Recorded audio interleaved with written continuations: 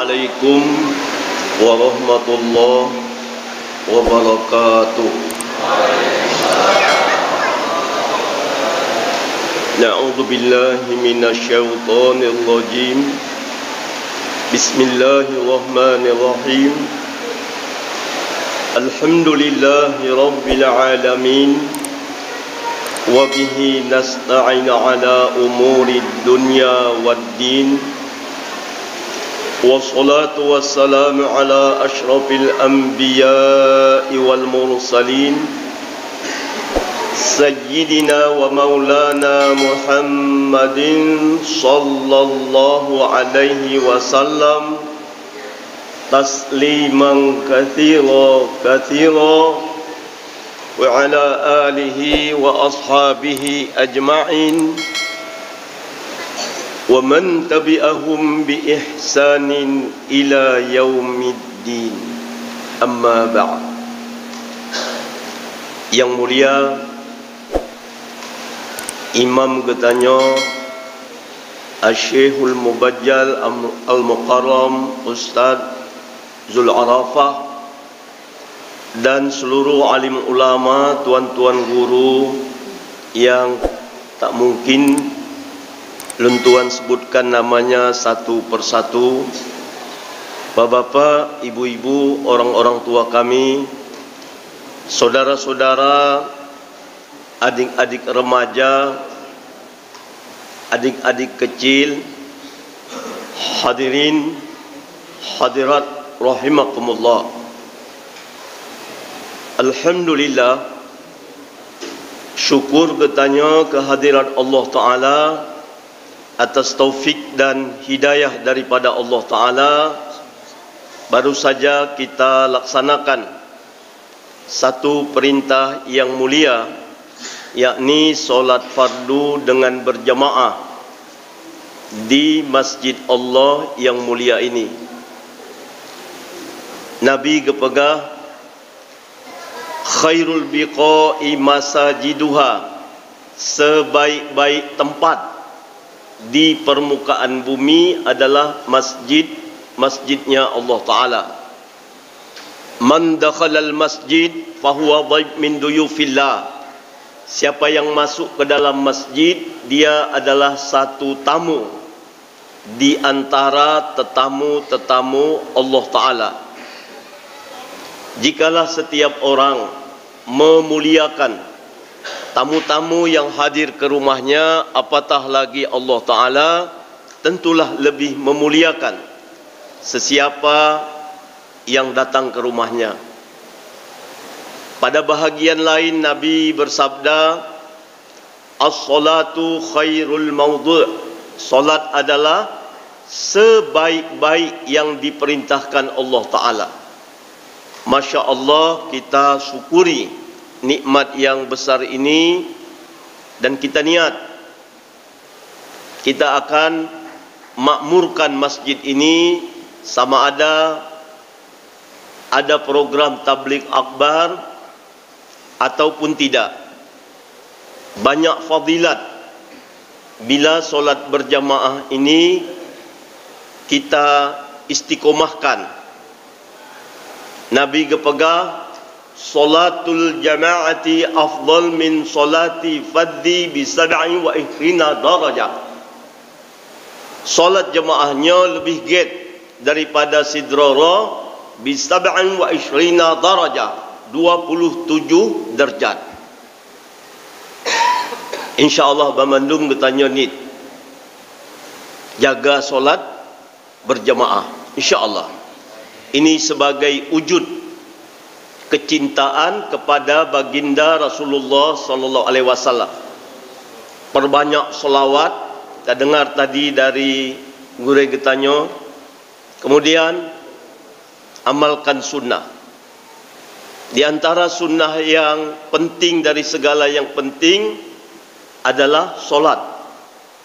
Kalau perintah-perintah lain seperti puasa, zakat, haji, ini melalui malaikat Jibril alaihissalam dan bentuknya manis tato'a minkum, bagi kamu yang sanggup.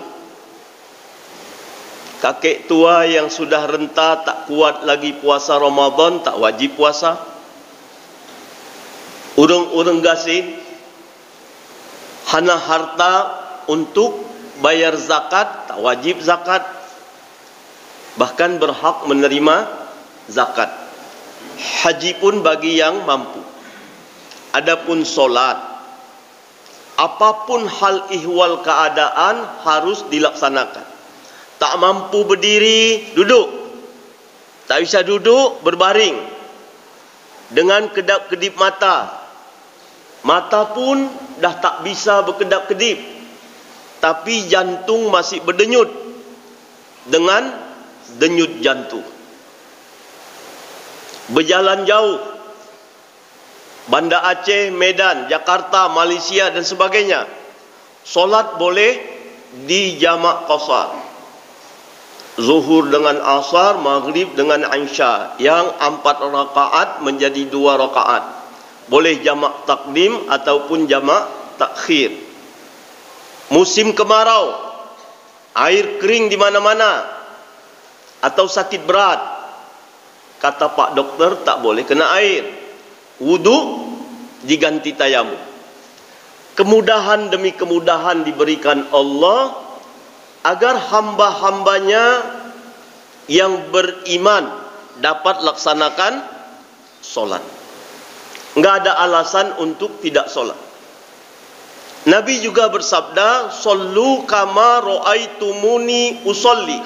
Solatlah kamu sebagaimana kau lihat aku solat.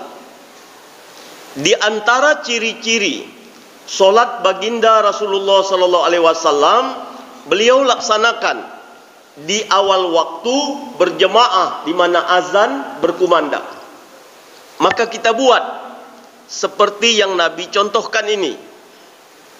Di masjid yang paling dekat dengan rumah kita ini ketika posisi ada di rumah. Di masjid yang paling dekat dengan kedai, kantor atau sawah ketika kita ada di sana. Hadirin hadirat rahimakumullah. Hanya wanita dan anak-anak yang diizinkan baginda Rasulullah sallallahu alaihi wasallam solat fardu di rumah.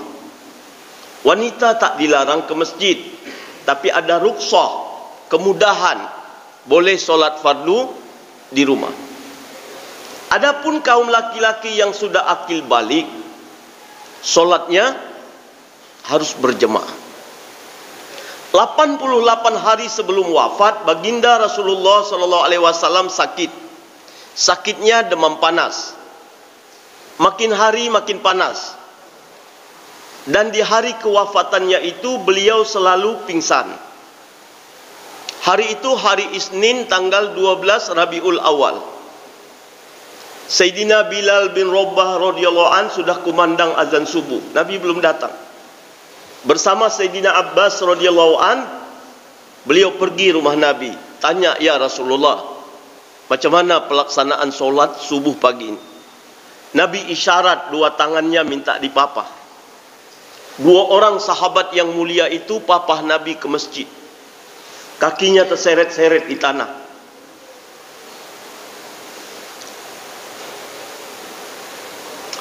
Abu Bakar As-Siddiq radhiyallahu an menjadi imam. Nabi benar-benar uzur.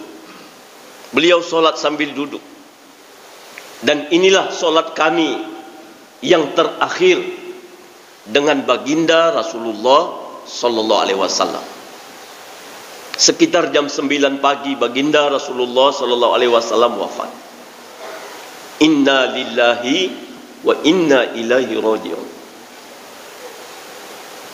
Maka kita niat dengan kita buat peringatan ini, ada perubahan, semangat beramal soleh itu meningkat. Banyak lagi fadilat.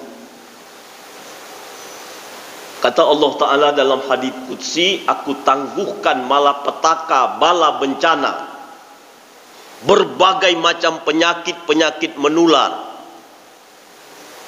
Bila aku lihat masjid yang ada di sana makmur. Masjid dikatakan makmur ada dua tolak ukur. Satu bangunan fisik.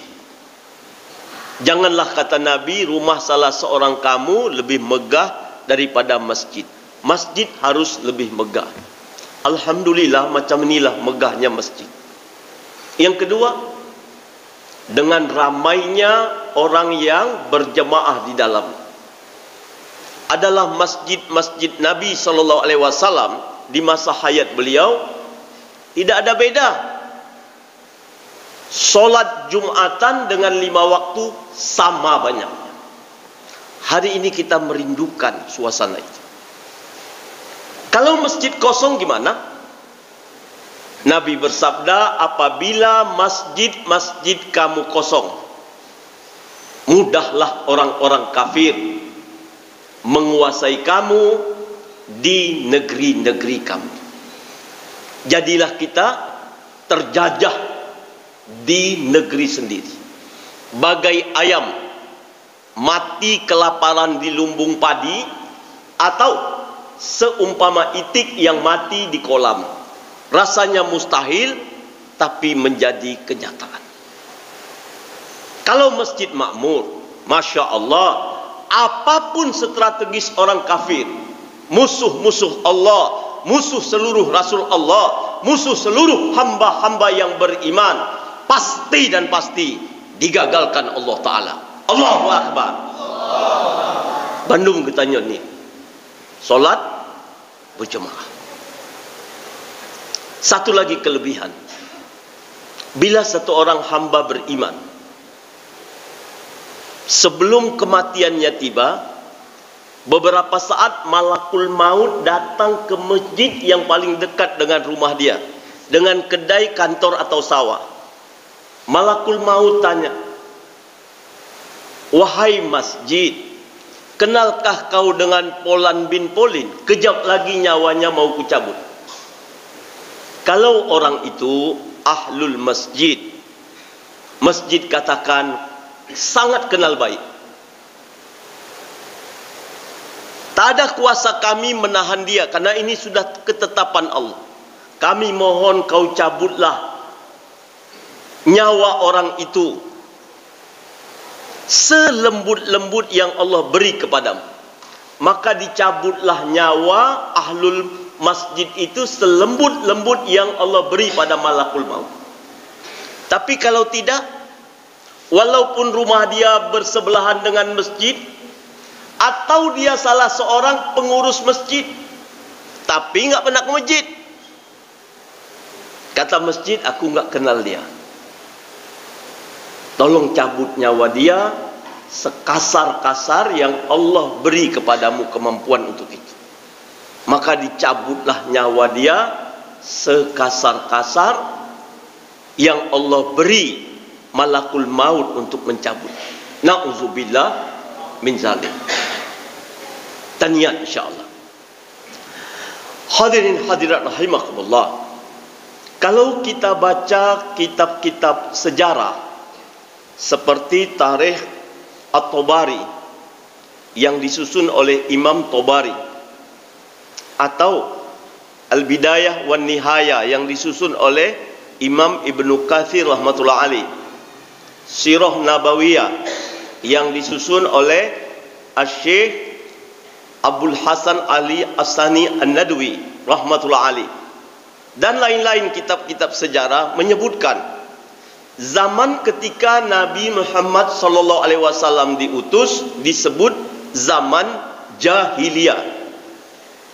Di dalam bahasa Arab, al-jahlu bimakna as-sufaha. Jahil itu artinya bodoh. Namun kita jangan terpikir mereka bodoh mengenai hal ihwal keduniaan. Misalnya, saking bodohnya mereka belum pandai bikin bangunan, rumah-rumah mereka di atas pohon-pohon kayu macam Tarzan. Atau saking bodohnya mereka belum pandai buat gelas untuk minum, makan minumnya dari batok tempurung kelapa. Atau saking bodohnya belum pandai bikin pakaian, bajunya dari kulit-kulit kayu. Tidak. Urusan keduniaan masa itu sudah maju. Ada dua negara adik kuasa, negara superpower, Rum dan Parsi. Karpet kerajaan Rum dan Parsi kalau diinjak tenggelam mata kaki sangkinglah tebalnya. Raja-raja Rum dan Parsi makan minum memakai piring, gelas, sendok, garpu yang berbalutkan emas. Mereka mampu membangun gedung-gedung bertingkat tanpa menggunakan semen dan besi. Dahsyatnya lagi, kalau musim salju tiba, orang berada dalam gedung itu merasa hangat walaupun tidak ada api unggun. Kalau musim panas tiba, di dalam gedung yang sama terasa sejuk walaupun tidak ada AC. Mereka bikin pakaian seperti itu juga. Pakaian itu dipakai di musim salju, badan kita hangat. Pakaian yang sama dipakai di musim panas, badan kita sejuk. Betapa dahsyatnya pengetahuan tentang keduniaan. Lantas kenapa dikatakan jahil, bodoh? Mereka tidak tahu siapa Tuhan yang sebenarnya. Hukum yang berlaku dalam tatanan kehidupan mereka bukan hukum yang diciptakan oleh Sang Pencipta yang sebenarnya. Hukum dibuat berdasarkan selera kehendak hawa nafsu mereka. Kondisi inilah disebut jahiliyah. Ada yang mereka sembah tapi bukan Allah. Orang-orang Jepang, agama tradisional mereka menganggap matahari itu Tuhan. Dan mereka buat penyembahan dengan cara-cara yang mereka rekayasa. Mereka mempunyai keyakinan Tuhan itu matahari. Orang Persia berkeyakinan Tuhan itu api. Mereka sembah api. Agama Mesir kuno mempunyai keyakinan Sungai Nil itu Tuhan. Sungai Nil disembah dan dibuat sesajen. Waktu-waktu tertentu dicampakkan gadis-gadis cantik ke Sungai Nil agar Sungai Nil banjir. Lumpur banjir itu amat menyuburkan bagi petani-petani gandum yang ada di lereng kanan kiri sepanjang Sungai Nil. Supaya Sungai Nil itu banjir, dibuat sesajen, ritual-ritual. Masya Allah. Kenapa diturunkan di Mekah? Seluruh kejahatan yang ada di seluruh dunia ada di tempat itu. Di tempat itulah yang paling bobrok. Ka'bah masih ada. Orang datang dari kawasan dekat dan jauh melaksanakan haji. Haji jahiliyah.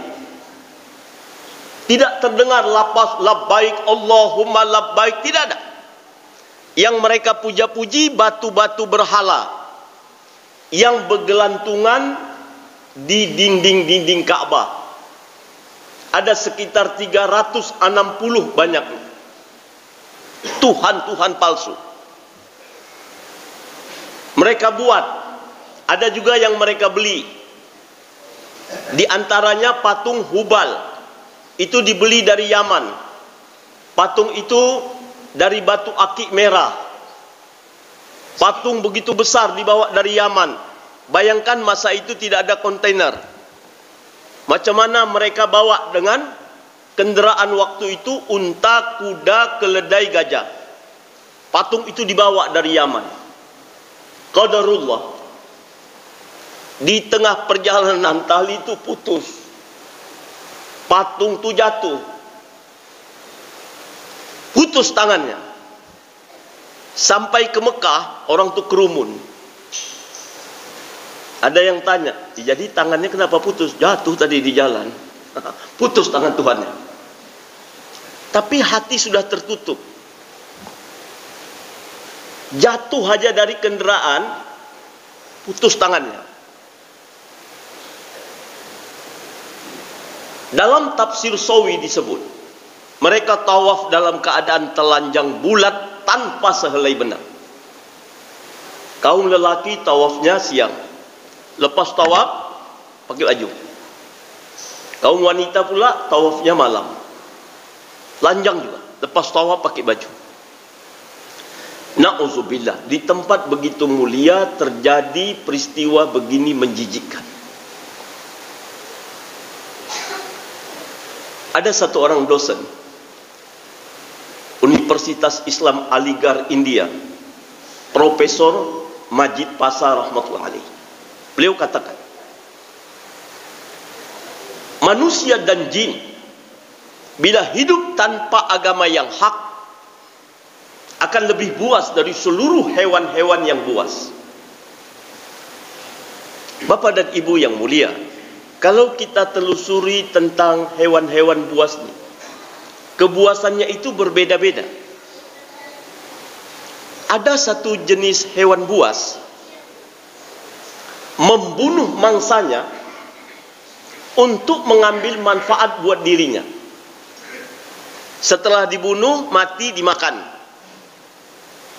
Biasanya binatang ini mengambil sekedar keperluan. Seekor harimau lapar, diterkamnya seekor kambing, mati, dimakannya.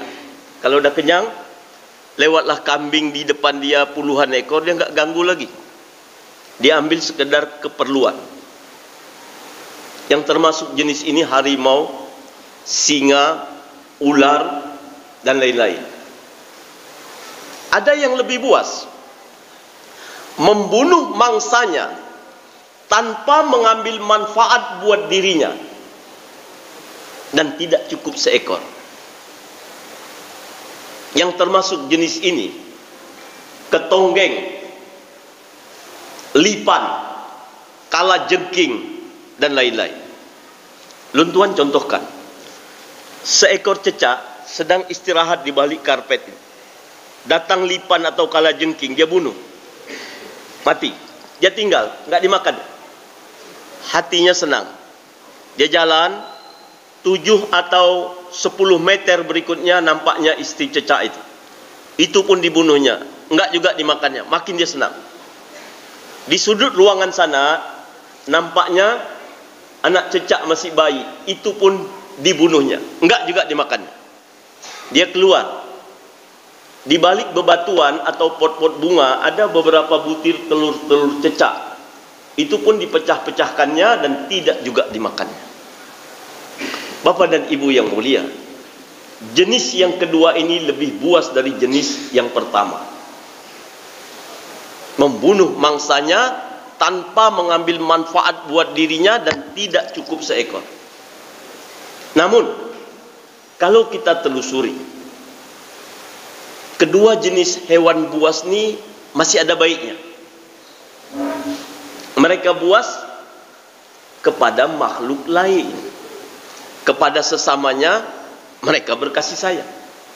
Harimau tak pernah bunuh harimau, lipan pun tidak pernah membunuh lipan, apalagi dengan darah daging. Luar biasa sayang. Satu ekor harimau betina baru melahirkan, anaknya masih lemah. Induknya tidak kemana-mana menjaga anak itu jangan sampai diterkam serigala dan lain-lain. Malam hari dia dekap anak itu jangan kedinginan karena anaknya belum tumbuh bulu. Ketika anaknya tidur, ekor induknya main ke sana kemari, jangan satu ekor nyamuk hinggap di badan anak. Ketika harimau jantan mendapat hewan buruan, hewan itu tidak dimakan semua, dibawa untuk istrinya yang baru melahirkan. Istrinya pun tidak makan semua. Sebahagian disisakan untuk anaknya yang masih bayi. Anaknya belum kuat memakan daging mentah itu. Dia kunyah-kunyah dengan mulutnya, setelah lumat disuap dengan lidahnya ke mulut anaknya itu. Masya Allah, ada kasih sayang dengan darah daging.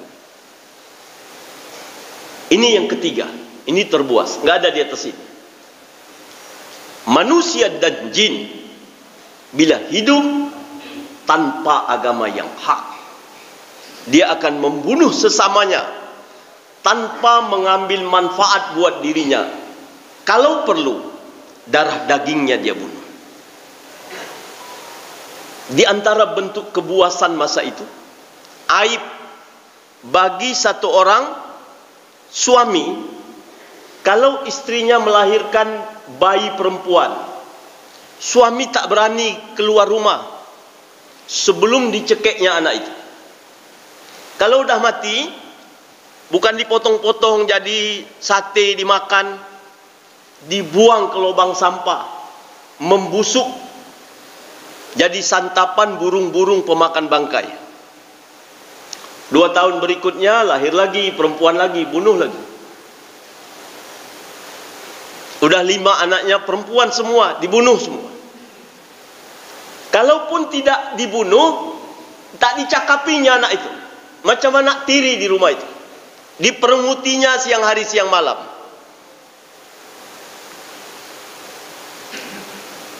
Perkawinan pun cara jahiliyah. Kalau satu orang anak gadis pengen punya suami, pengen punya anak, dibilangnya sama ayahnya, sama ibunya, dia pengen punya suami, pengen punya anak. Kemudian orang tuanya musyawarah, diizinkan. Dia letakkan satu bendera di depan rumah dia. Dia tunggu di kamar. Lewat satu laki-laki masuk. Dia tanya sama orang tua itu, mana anak gadis bapak? Ada di kamar, dikerjai. Kadang-kadang satu hari 4 orang, 3 orang. Singkat cerita, hamil. Dan dia catat semua yang menidurin itu. Bila masa melahirkan hampir tiba, secari kertas dikasihnya kepada ayahnya, ini yang nidurin. Bisa jadi 30 orang, 40 orang. Kemudian adik laki-lakinya mengundang, semua kumpul. Kumpullah di rumah tu. Bapak itu duduk di samping anaknya.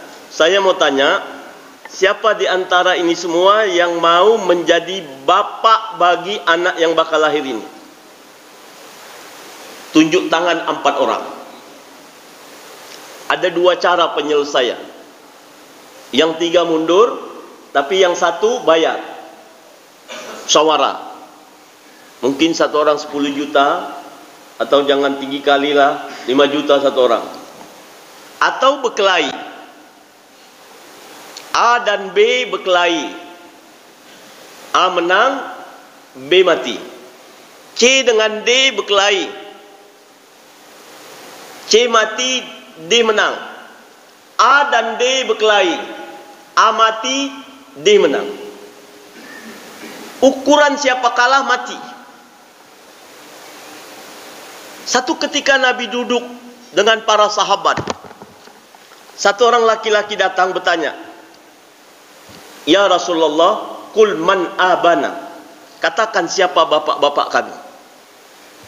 Nabi katakan, "Abukum rojulun bin rojulin." Bapak-bapak kamu laki-laki, anak dari seorang laki-laki. Kata laki-laki itu, sebutlah nama nasabnya dengan lengkap. Nabi diam. Turun ayat. Ini asbabun nuzul. La tas'alu an asya'a in tubdalakum tasukum. Jangan kau tanyakan sesuatu jika nanti jawabannya menyusahkanmu. Umar bin Khattab ada di situ. Kata Umar bin Khattab radhiyallahu an, fil jahiliyah Allahu a'lam man abana. Di zaman jahiliyah, Allah lah yang lebih tahu siapa ayah-ayah kami. Dan masa itu, istri tidak dibatasi. Ada yang punya 200 orang bini, 300, tiap gang ada bininya. Hingga tidak jarang terjadi ayah kawin dengan anak gadisnya sendiri. Dia pun dah tak tahu lagi di mana-mana aja anak dia. Kemudian datang pembatasan dari Islam, fankihu ma taba lakum minan nisa mathna wa thulatha wa ruba' fa in khiftum alla ta'dilu fawahida. Nikahi kamulah wanita yang kamu sukai, 2, 3, 4. Kalau kamu khawatir tidak dapat berlaku adil, cukuplah 1. Ramai-ramai datang, ya Rasulullah istriku 80, ya Rasulullah istriku 200. Macam mana ini? Kata Nabi, pilih 4, yang lain cerai. Islam itu mengurangi, mengatur, jangan sampai kacau seperti itu.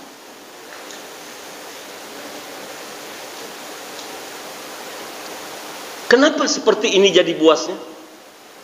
Sebab yang mereka sembah bukan Tuhan yang sebenarnya. Cara ibadatnya pun yang direka-rekayasa. Rohani tidak terbentuk. Kebuasan terjadi. Kalau orang dengan anak istrinya pun tidak ada kasih sayang, gimana dengan anak jiran tetangganya? Tentu lebih buas lagi.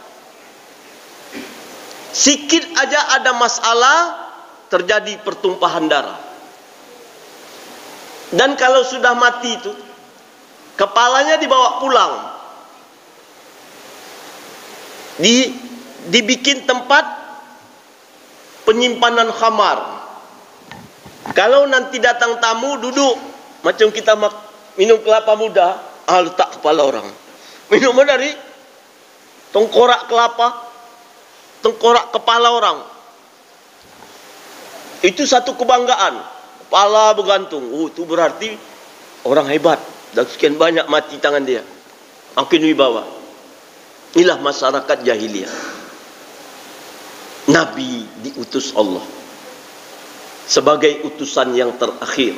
Khatamul anbiya'i wal mursalin alladzi la nabiyya ba'da. Penutup dari seluruh nabi dan rasul yang tak diutus lagi nabi dan rasul sesudah.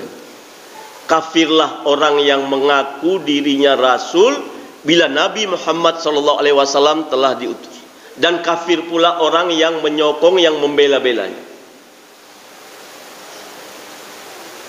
Di tengah suasana seperti ini, Nabi buat kerja sebagaimana kerja yang dibuat oleh para rasul terdahulu. Ajak manusia kepada agama yang hak. Kenalkan manusia kepada Tuhan yang sebenar melalui wahyu yang telah diturunkan Allah, yakni Al-Quranul Karim. Bedanya, rasul-rasul terdahulu dikirim untuk satu kawasan pada periode tertentu. Misalnya Nabi Yunus bin Matta alaihissalam diutus khusus untuk perkampungan Niniwa. Bila baginda Yunus alaihissalam wafat, masa kerasulan berakhir. Kitab yang diberikan kepadanya berupa suhuf pun berakhir masa berlakunya. Diganti oleh rasul berikutnya dengan kitab berikut. Baginda Musa alaihissalam khusus untuk Bani Israel. Nabi Shu'aib alaihissalam khusus ke perkampungan Madian. Adapun Nabi Muhammad SAW diutus untuk seluruh manusia. Wa ma arsalnaka illa kafatan linnas. Tidaklah kami utus engkau ya Rasulullah kecuali untuk seluruh manusia. Walaupun Nabi wafat, Al-Quran tetap berlaku. Sampai kapan? Hatta yaumil qiyamah, sampai hari kiamat. Satu-satu manusia beriman, diajar akidah yang benar, dikenalkan kepada Allah. Huwa Rabbul Haq, dialah Rabb yang sesungguhnya. Min dunillahi ta'ala Rabbul Batil, selain Allah Ta'ala Tuhan palsu. Hakikatnya tak bisa mendatangkan manfaat atau mudarat, baik untuk dirinya atau makhluk lain. Tuhan yang sebenarnya hanya Allah. Ilahu wahid, Tuhan yang esa. La syarikalah, tidak ada sekutu bagi. Huwa samad, ia tempat bersandar seluruh makhluknya. Lam yahtaj ala kulli makhluqat, dia tidak berhajat kepada seluruh makhluknya. Wa kullu makhluqat yahtajuna ala Allah Ta'ala, dan seluruh makhluk berhajat kepada Allah Ta'ala. Tanamkan di hati, la ma'bud illallah, tidak ada yang diibadati kecuali Allah. La maksud illallah, tidak ada maksud hidup kecuali mencari redha Allah. La maujud illallah, tidak ada segala sesuatu kecuali hanya Allah yang mengadakan. Wa khaliq, dia zat yang mencipta dengan sebab, tanpa sebab, atau bertentangan dengan sebab. Kita lahir ke dunia sebab ada ayah bunda, tapi bukan ayah bunda cipta kita. Berapa banyak pasangan suami istri bertahun berumah tangga tak punya anak. Pergi periksa ke dokter kandungan, kata dokter kandungan dua-dua sehat. Lantas ngapa tak punya anak? Allah belum izinkan mereka punya anak. Bila Allah menghendaki, baginda Isa alaihissalam hidup di dunia ini cuma ada mak, tak ada ayah. Dan ini wanita soleha yang tak pernah disentuh lelaki yang bukan mahram, hamil, dan daripadanya lahir Isa ibnu Maryam. Biasa kita nasab kepada ayah, tapi Nabi Isa dinasab kepada mak. Dahsyatnya lagi, kelahiran Isa ibnu Maryam tanpa memecah selaput darah Maryam alaihissalam. Wa huwa ala kulli syai'in qadir. Bapak dan Ibu yang mulia, kalau kita buka buah salak, kita kupas kulit pertamanya itu, di dalam ada lagi selaput yang membalut buah itu, hingga nampak buah salak ini warnanya jadi buram. Kalau selaput itu kita kupas, dia jadi berkilat. Tapi kata tukang salak itu jangan dikupas. Manfaatnya, kalau itu tidak dikupas, kalau kita buang air besar, beol, beolnya enggak keras. Kalau selaput itu ikut kita makan, cuma pemandangannya tidak indah, warnanya buram. Kalau kita kupas itu jadi berkilat, dia tidak mempengaruhi rasa. Salak itu asam, manis, kelat, 3 rasa dia. Dan selaput itu tidak mempengaruhi rasa. Nah, selaput darah dalam tubuh wanita ini cuma ada sekali sebagai filter kegadisannya. Itu cuma ada sekali dalam hidup dia.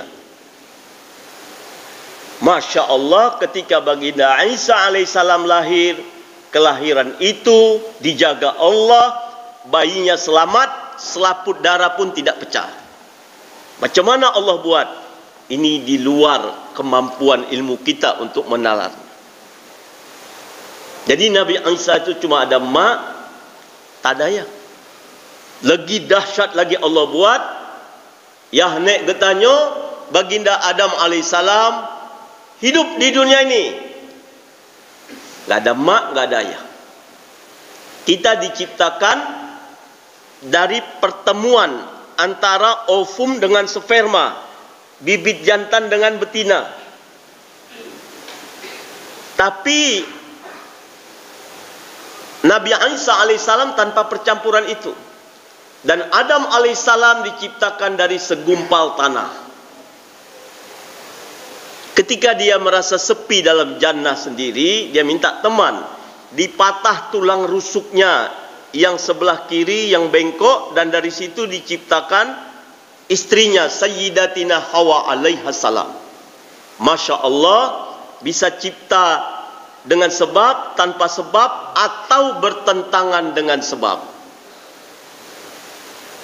Nabi ceritakan ini melalui wahyu yang dia terima. Diajar amal soleh yang benar. Sallu kama ra'aitumuni usolli. Solatlah kamu sebagaimana kau lihat aku solat. Cara ruku, sujud, Nabi ajar mendetail. Dan niatnya ini karena Allah. Masya Allah, terjadi perubahan. Tadinya lebih buas dari binatang-binatang buas, sekarang lebih mulia dari malaikat-malaikat yang mulia. Kehidupan Nabi mereka rekam. Waktu itu Aib punya anak perempuan.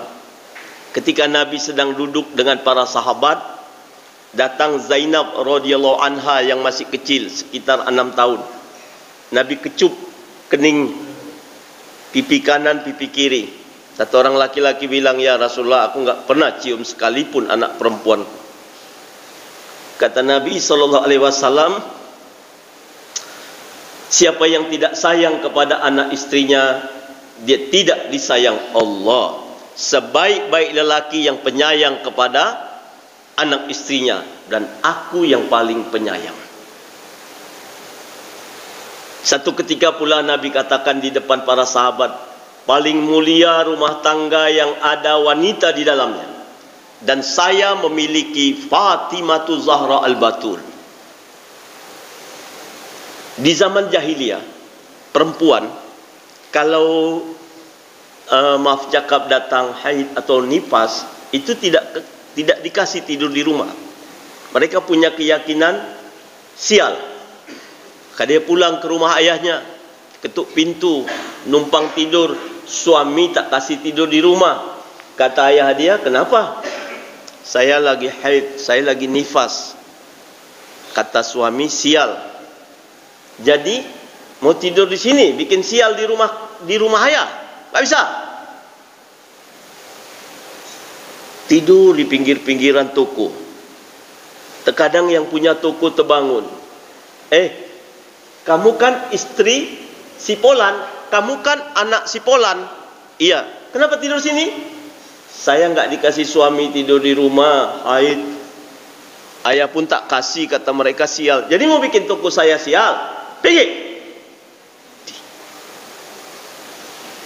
Nabi angkat derajat wanita.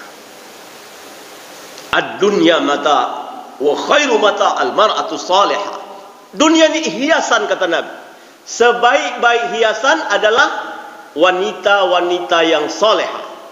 Nabi tak katakan gunung yang tinggi, langit yang membiru, batu jamrud permata, tidak. Nabi katakan wanita-wanita salihah.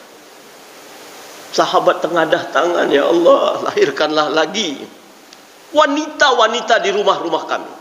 Kami merindukan suasana itu." Nabi tidak pernah kasar kepada istrinya, kepada anaknya. Apalagi sampai memukul istri, tidak pernah. Pernah Nabi pulang dakwah larut malam. Bukan pulang main batu. Bukan pulang nonton bola siaran langsung tengah 2 malam, bukan. Pulang dakwah. Di sana di musim panas, untuk keseimbangan bumi, malam Allah buat dingin. Seperti Takengon, Pondok Baru, Benar Meriah itu dingin. Kenapa dibuat dingin? Untuk keseimbangan bumi. Kalau siang panas, itu diletak telur beberapa menit, masak itu di pasir.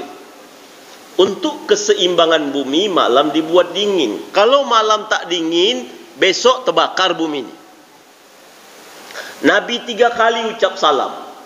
Khadijatul Kubra tak menyaut. Wanita yang kaya raya itu sekarang sudah miskin. Hartanya habis untuk perjuangan agama. Untuk memakan gandum, dia harus tumbuk sendiri. Capek. Malam tidur begitu lelap. 3 kali ucap salam, tak saut. Nabi tidur di luar. Tanpa tilam, tanpa bantal, tanpa selimut. Dekat subuh Khadijah terbangun, cemas.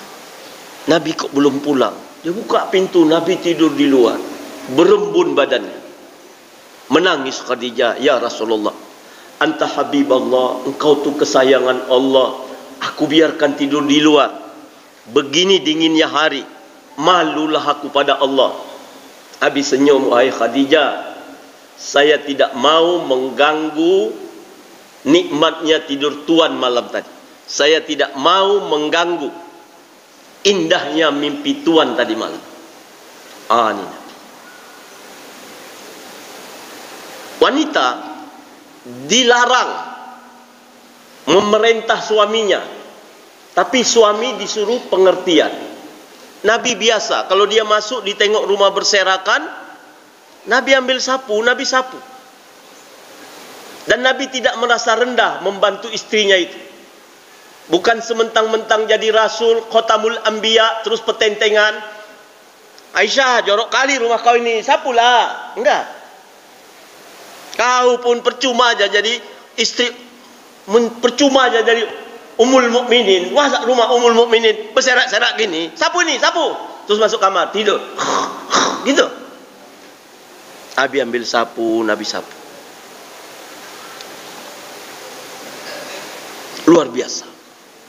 Bapak-bapak buat ini. Nanti ibu-ibu bilang, my husband is the best. Wah, mereka ini macam. Kata tetangga, ini macam Rasul.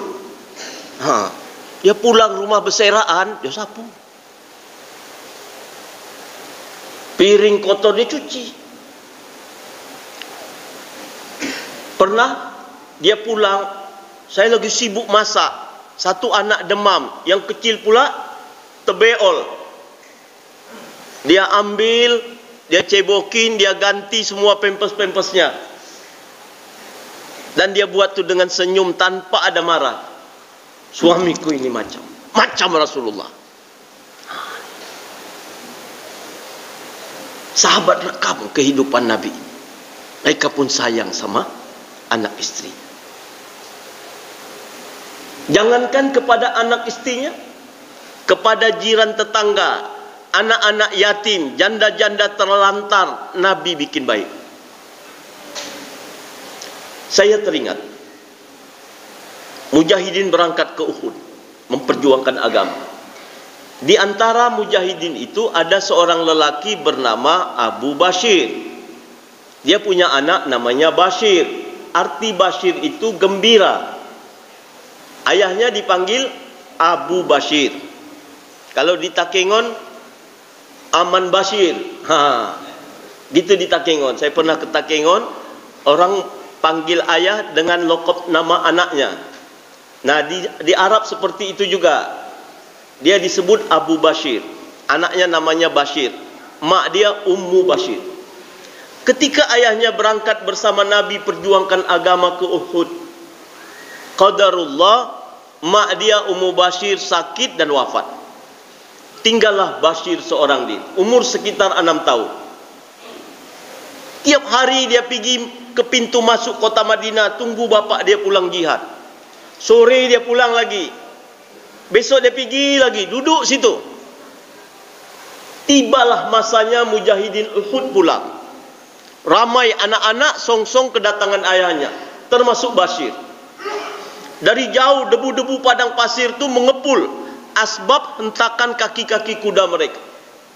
Begitu mendekat, satu-satu dia tatap.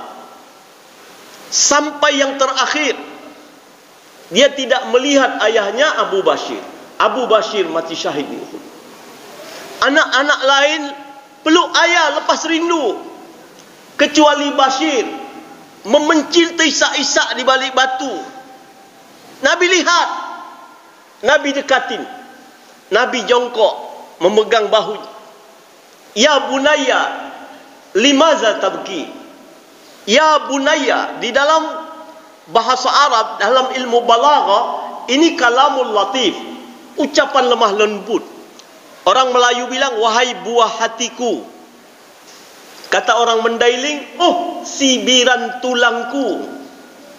Kata kita orang Aceh, anak metua. Orang Arab bilang, ya bunayya, limaza tabki? Kenapa nangis? Anak ini pandang Nabi dengan tatapan ingin disayangi. Ya Rasulullah, lihatlah teman-temanku berpelukan dengan ayah-ayah mereka. Siapa yang aku peluk hari ini?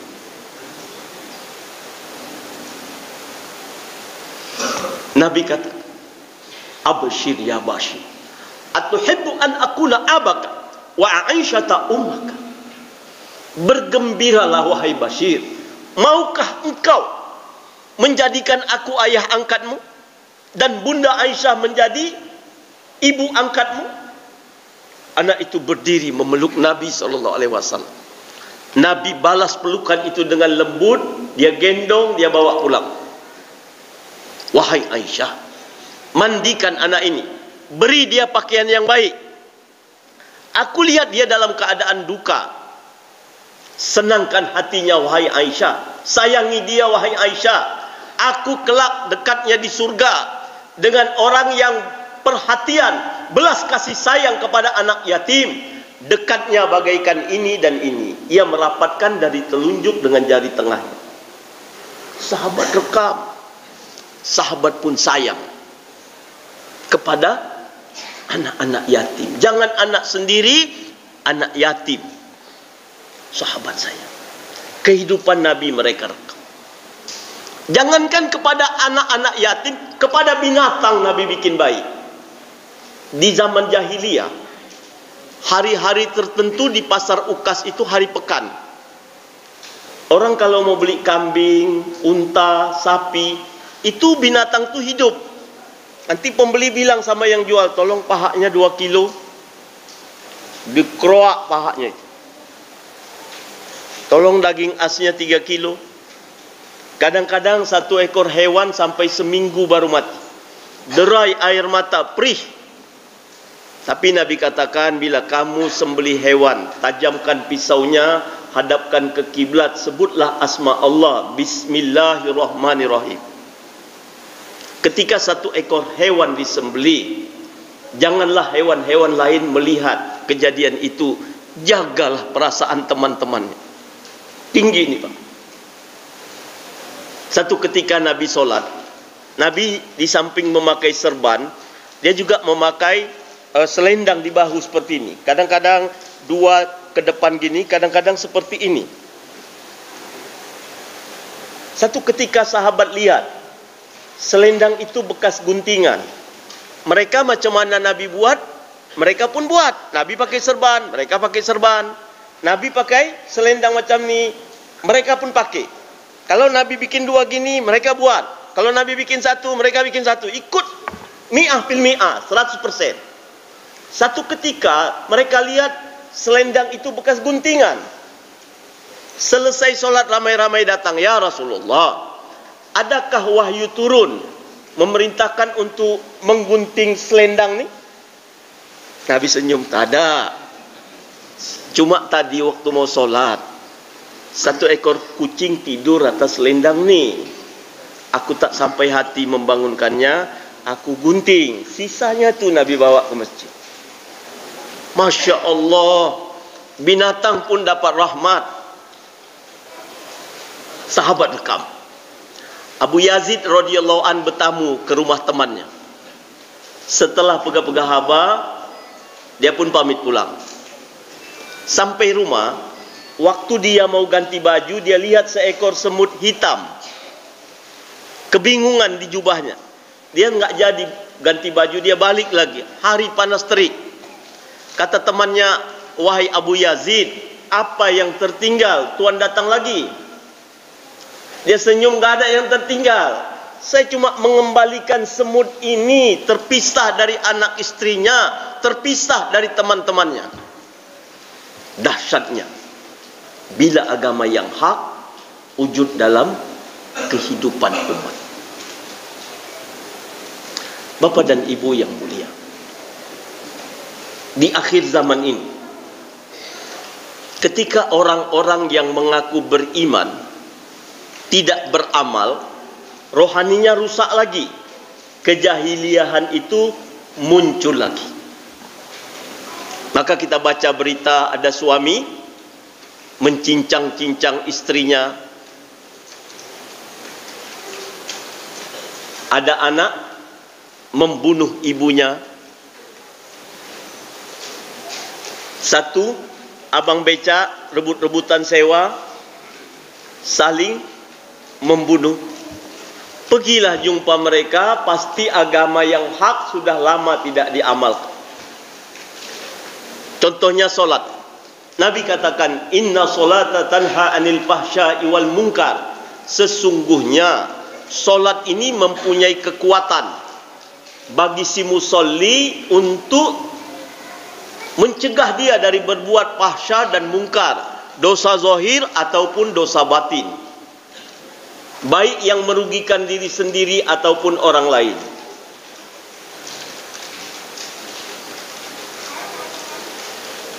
Di Medan, satu orang anak muda umur sekitar 18 tahun sudah lama enggak solat dan dia kecanduan narkoba. Ketika waktu maghrib tiba, dia masuk ke rumah, maknya sudah pakai telkung mau solat. Dia bilang, minta duit. Dia mau beli lem. Maknya orang susah. Jadi lem itu bukan mau lem sepatu yang terbuka. Istilah di Medan tu ngelem. Dibuka tutupnya itu ngelem. Mau beli sabu-sabu enggak ada duit. Harganya mahal. Ngelem. Kata maknya, sebentar mak mau solat. Sekarang sebentar nak, waktu maghrib singkat. Aku bilang sekarang, ditarik-tariknya telkung maknya. Maknya terus Allahu Akbar, ditangkapnya, dibanting maknya ke dinding, pecah kepala maknya, mati. Ini jahiliyah modern. Kenapa muncul lagi? Karena agama tak diamal. Orang ngaku beriman tapi tak beramal, ini munafik. Maka ibu-ibu, bapak-bapak yang mulia, hidupkan agama di rumah-rumah tangga kita. Dunia bagaikan taman surga, rumah tangga kita bagaikan surga. Baiti jannati, rumah tanggaku surgaku. Kita belum masuk surga, sudah merasakan lezatnya kehidupan surga itu. Maka kita hidupkan suasana agama di rumah-rumah tangga kita. Dari kecil, biasakan amal-amal agama, sunnah-sunnah Nabi. Masuk WC, keluar WC, mau makan, siap makan, makannya pakai tangan kanan, semua kita biasakan. Dari anak-anak, kecil teranja-anja, sudah besar terbawa-bawa. Ini penting. Kita jangan berdiam diri. Anak kita sudah akil balik, enggak solat. Padahal Nabi suruh perintahkan anakmu solat pada usia 7 tahun. 7 tahun belum wajib solat. Jatuh wajibnya solat bila akil balik. Rata-rata 15 tahun. 7 tahun belum akil balik. Tapi untuk pembiasaan.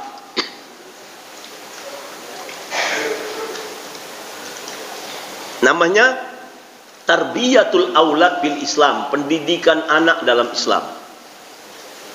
Kita ke rumah tetangga, di halaman rumah dia tu ada pohon-pohon yang dibonsai, dipangkas bulat, ada yang peta, ada yang berbentuk hewan. Kapan itu dibuat? Ketika batangnya muda dan lunak, bukan tunggu tua dan keras. Jadi membentuk agama di tengah-tengah keluarga dari anak-anak. Ni ibu-ibu ni bawa anak-anaknya, ini bagus ini. Terlalu banyak ahlul masjid di sekitar kita sudah pada wafat. Terkadang satu pun anak-anaknya tidak menggantikan sop ayahnya yang kosong. Kenapa ini terjadi? Karena tidak diupayakan masa hidup. Pernahkah bapak ibu mendengar ketika azan berkumandang, mayit-mayit berteriak-teriak dari kuburan sana, nyuruh anak-anak ke masjid? Mustahil pada akal. Kalau kita mau selamatkan, selamatkan sekarang. Jangan bilang anak kita baik kalau dia tidak solat. Istri jangan bilang suaminya baik kalau suaminya tidak solat. Suami jangan bilang istrinya baik kalau istrinya enggak solat. Ibnu Abbas katakan, tidak ada kebaikan bagi orang yang tidak solat. Hadirin hadirat rahimakumullah. Satu hari kita bertamu ke rumah orang kaya. Kayanya luar biasa. Ketika kita picit bel yang ada di depan pintu rumah tu, pembantunya buka pintu. Dia bilang, "Bapak mau jumpa siapa?" "Mau jumpa Pak Polan bin Polin, pemilik rumah ini." "Oh, sebentar." Kita pun dipersilahkan masuk. Kita pun duduk di ruang tamu. Kita tengok gini, mewahnya lah rumah bapak ni. Kursinya itu mewah-mewah, entah berapa set. Ruang tamunya lebih lebar dari masjid ni, 3 kali lipat. Terkejut. Di sudut tu ada harimau hidup dalam kerangkeng besi stainless steel. Orang kaya ini menyimpan sesuatu yang berbahaya di rumah. Kita khawatir satu waktu ada anak-anak yang lasak, dia buka pintunya, maka salah seorang penghuni rumah korban.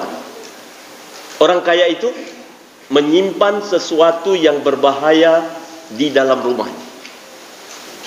Namun, kalau kita punya di dalam rumah tangga satu orang yang sudah akil balik, anakkah dia, suamikah dia, istrikah dia, yang tidak sujud kepada Allah, lebih berbahaya, lebih mengerikan daripada menyimpan harimau hidup dalam kerangkeng besi stainless steel. Di Medan, beberapa waktu yang lalu, lebih kurang 20 tahun, 30 tahun yang lalu, kisah lama. Satu pelajar SMA kelas 2 bilang sama maknya dia mau nikah. Kata maknya, "Kamu belum ada kerja, kamu masih sekolah. Pokoknya mak bilanglah sama ayah." Dibilang maknya sama bapaknya. Bapaknya enggak setuju. Bapaknya ini dosen fakultas kedokteran di USU. Rumah besar, mewah, bertingkat. Rumahnya 3 tingkat. Di lobinya kakak-kakaknya, satu pun enggak ada yang setuju. Gila lu, masih sekolah, enggak ada kerja, mau nikah. Bapaknya bilang, "Ayah bukan keberatan kau nikah, tapi kau cari kerja dulu. Ayah enggak keberatan kasih makan istrimu, tapi apa kata jiran tetangga, apa kata famili, karib kerabat handai tolan. Kalau enggak mau sekolah enggak apa-apa, kerja dulu." Dia diam. Anak ini pendiam, dan wajahnya itu senyum. Maknya bilang, "Waknyum." Senyum aja kerjanya, pendiam kan. Kalau sama tetangga maknya itu belanja, sering kali bilang tentang anaknya itu, "Anakku tuh, oh lah bayar, yang baikan." Pendiam kali, waknyum kami panggil di rumah. Anak ni dah lama enggak solat. Orang tuanya diam. Satu hari Jumat, ketika bapaknya pergi solat, perempuan yang ada di rumah itu, 6 orang dengan ibunya, dibantai pakai kayu penumbuk tepung. Mati 6 orang. Kemudian dia tunggu bapaknya pulang dari masjid. Di balik pintu, begitu bapaknya masuk, dihayunkannya kepala bapaknya pun mati. 7 orang dibantai pada satu hari Jumat. Kalau harimau yang hidup itu dibuka kandangnya, dia cuma korbankan 1 orang, perutnya lapar dia makan. Tapi anak tadi berapa korban? 7. Jangan bilang anak baik kalau dia enggak sholat. Kita menyimpan sesuatu yang paling mengerikan di dalam rumah tangga kita. Jahiliyah muncul lagi. Kata Abul A'la Maududi, jahiliyah yang terjadi di akhir zaman ini lebih mengerikan dari jahiliyah yang terjadi di awal Islam dihidupkan kembali. Dahulu mereka membunuh, mencuri, merampok, narkoba memang tidak dilarang dalam agama batil. Sekarang umat berbuat yang sama, dia tahu itu dilarang Allah Ta'ala. Dia tahu itu dilarang Nabi SAW. Jahiliyah yang terjadi hari ini, jahiliyah yang dibuat oleh orang yang mengaku beriman kepada Allah Ta'ala. Inilah jahiliyah yang dibuat oleh orang-orang munafik. Bapak dan Ibu yang mulia, kita baca kitab-kitab fikih. Rukun solat itu kan 13. Dibagi menjadi 3. Rukun qalbi 1, niat. Ada rukun fi'li, perbuatan.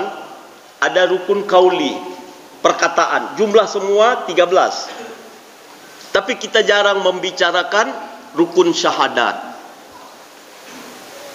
Di dalam kitab Al-Munabbihat, Hafiz Ibnu Hajar rahmatullah alaih mengutip ucapan Sayyidina Ali radhiyallahu an. Beliau katakan rukun syahadat itu 3. Diucapkan dengan lisan bagi yang mampu berbicara. Asyhadu an la ilaha illallah wa asyhadu anna Muhammadar Rasulullah. Atau dengan isyarat bagi orang-orang bisu, tunarungu.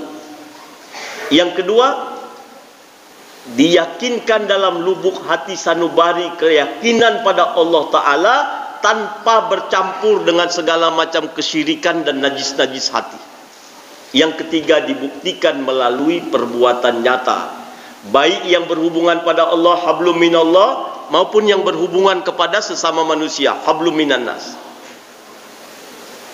Setiap hubungan pada Allah dan hubungan kepada sesama manusia, bila dilaksanakan ikut kehendak Allah, cara Nabi SAW, ikhlas melaksanakannya, ini dikatakan amalus soleh. Orang ngaku beriman tapi tidak beramal, jatuh makam dia dari mukmin menjadi munafik. Kita sering bilang, kita orang beriman ini kalaupun masuk neraka, ujung-ujungnya masuk surga. Benar, kalau tercatat mukmin. Kalau munafik, kekal dalam neraka.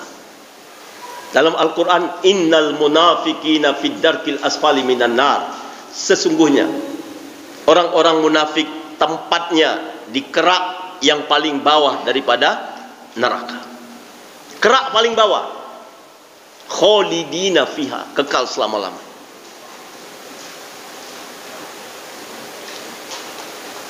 Bapak dan Ibu yang mulia, kalau kita kumpul tanda-tanda munafik dari Al-Quran dan hadis, ada 35 banyak. Di zaman Nabi SAW, munafik itu tersembunyi. Karena orang munafik ikut duduk ngaji bersama Nabi. Tapi munafik di akhir zaman ini tidak tersembunyi. Karena orang munafiknya jahil, nggak ikut duduk ngaji. Munafik di zaman ini terbuka. Kalau guru-guru TPA bilang sama adik-adik kecil, ini kan banyak kali adik-adik kecil. Biasanya mereka ngaji ba'da asar. Anak-anak Umi, pelajaran kita hari ini tentang ayatul munafikin, tanda-tanda orang munafik. Ada 35. Umi akan sampaikan satu hari satu.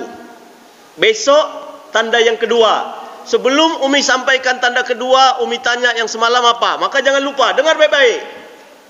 Yang pertama, orang munafik itu sangat berat untuk sholat berjamaah ke masjid. Anak TPA tu dalam hati, ayah aku munafik. Dia jangankan ke masjid, di rumah pun enggak sholat. Yang sudut sana, kakak aku munafik. Dia jangankan ke masjid, di rumah pun enggak pernah sholat. Anak TPA tahu, di rumah itu ada munafik. Jangankan ke masjid, di rumah pun kagak sholat. Munafik hari ini terbuka. Karena orang munafiknya jahil. Dia tidak tahu apa efek daripada kemunafikan itu. Nggak pernah masuk masjid. Kapan masuk masjid? Waktu mati, dimasukkan orang. Seumur hidup tak pernah masuk masjid. Waktu mati masuk masjid. Sekali seumur mati. Ini orang munafik. Nabi sebelum wafat panggil Huzaifah. Ini asbabul urutnya panjang. Di zaman Nabi ada tokoh munafik namanya Abdullah bin Ubay bin Salul. Dia bikin kacau perjuangan. Di depan Nabi dia pura-pura beriman, ke masjid juga, tapi 3 waktu. Zuhur, asar, maghrib, isya dan subuh enggak. Karena masjid tak ada lampu, Nabi enggak tahu. 3 waktu orang munafik, zaman Nabi ke masjid. Zaman ini 5 waktu tak ke masjid, di rumah pun enggak. Istrinya tahu suaminya munafik. Tapi munafik zaman Nabi tersembunyi. Abdullah bin Ubay bin Salul sakit. Nabi datang ziarah. Hati Nabi ini mulia. Dia bilang, kalau nanti aku mati, engkaulah yang menjadi imam solat jenazah. Kata Nabi, ya. Singkat kisah, matilah tokoh munafik ini. Nabi pun siap-siap mau menyolatkan jenazahnya. Tapi ada perasaan tak enak di hati Umar bin Khattab radhiyallahu an. Dia mendekati Nabi, dibisikkannya kepada Nabi, ya Rasulullah, adakah engkau menyolati pimpinan orang munafik ini yang telah buat kacau perjuangan kita, yang memfitnah istrimu, berzina dan sebagainya? Kau jadi imam? Kata Nabi, iya. Dia tanya lagi, ya Rasulullah, engkau masih rasul ataukah kerasulan sudah dicabut? Nabi senyum. Saya masih rasul, wahai Umar. Kenapa Nabi ditanya seperti itu? Andai kata Nabi bilang, aku bukan rasul lagi, sudah dicabut kerasulan, Umar bin Khattab enggak mau ikut solatkan. Tapi ketika dia tanya, engkau masih rasul ataukah kerasulan sudah dicabut? Nabi senyum. Saya masih rasul. Umar mundur, dia ikut solat jenazah. Selesai solat jenazah, turun ayat penggalan surat At-Taubah. Orang munafik kalau mati jangan kau solati. 70 kali pun kau minta ampun, aku enggak ampuni, kata Allah. La taqum ala qabri, jangan berdiri di kuburannya untuk berdoa. Andai kata ada orang munafik mati, kata Nabi, disolatkan 70 kali, udah siap solat lagi 4 takbir itu kan, solat lagi 70 kali. Setiap solat ditakbir, yang ketiga kan baca doa, Allahumma gfirlahu warhamhu dan seterusnya. Kata Allah, aku tidak ampuni 70 kali pun disolati. Artinya apa? Allah membenarkan firasat Umar bin Khattab radhiyallahu anhu. Ketika Nabi hampir wafat, Nabi memanggil Huzaifah al-Yamani. Nabi katakan, wahai Huzaifah, rasa-rasanya aku tak lama lagi hidup. Aku mau ayat ini diamal. Kalau ada orang mati yang kusebutkan nama-namanya ini munafik semua. Kau jangan ikut solatkan. Orang lain solatkan, kau jangan larang. Tapi kau jangan ikut solat jenazah. Aku mau ayat ini diamal. Disebutlah nama Polan bin Polin. Polan bin Polin. Berapa nama? 360 nama. Itu di zaman Nabi. Ring 1 ada 360 orang munafik. Bila Nabi dah sebut 360, Umar bin Khattab datang. Dia berada di belakang Nabi. Nabi tak lihat. Nabi katakan, nah wahai Huzaifah, yang ku sebut tadi itu munafik semua. Kalau mereka mati jangan kau solatkan. Orang lain solatkan, kau jangan larang. Kemudian Nabi pergi. Umar bin Khattab pucat. Sambil terbata-bata ditanyanya sama Huzaifah, wahai Huzaifah, namaku ada disebut. Takut dia.